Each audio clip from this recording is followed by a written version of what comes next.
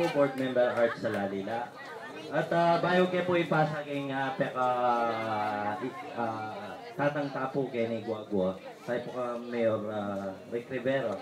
Then nagyan po dito ka report kay katamong governor ng BC po ni at nakalya po ang kaswan. At kaya then nagyan po report. At niya po 222 million na making project kay ni Pampanga priority no po ang infrastructure projects kalupan ng dalan, eskwela, Apo Puntete. At kita po kayang education priority niya naman po. May pong na at least 5,000 na scholars kaya ni po mabilog at Pampanga.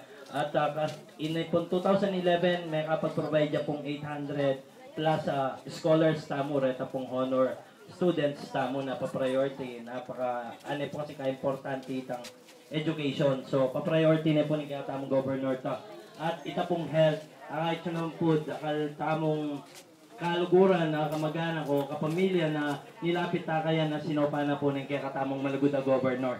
So, kaya po 2013, as per kita po report, priority na po yung agriculture. So, palakpakan tayo po yung kaya katamong mag-anak tayo saan, Governor Pasibayo, Lilia Baby Pineda po. At ipong Vice Governor tamo, Dennis Delta Pineda po, kanita pong panahuna na nitang bagyo, retang bagyong mga labasan. Minunay pong dili may response Delta po. Yung kaya katamo pong maganak ang Vice Governor. Burin na sabihan talaga, tsupukin puso na itang pamanyaw. Mag-deliver ya pong pamangkin, mag-deliver yung inuman para karetang tao. Unin balo na po, priority po yung pamangan.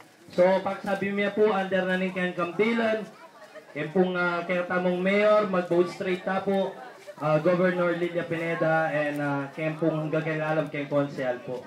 At pasamin na po kaya katamong mayor, kaya katamong maganakang mayor. Palakpakan tayo po, Mayor Rick Rivera po.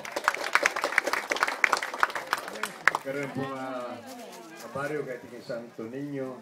Salamat po kaya kong oras sa dinakayo kay kaurasan iti, karoon po Barangay Council.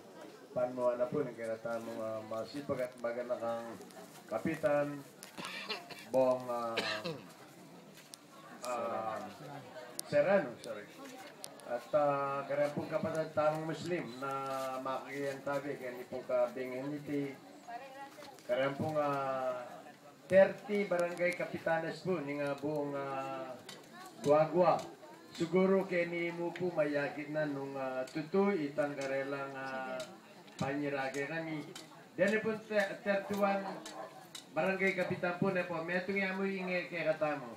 Den 30 kaya tila kaya dyan po kaya katang kagulutan.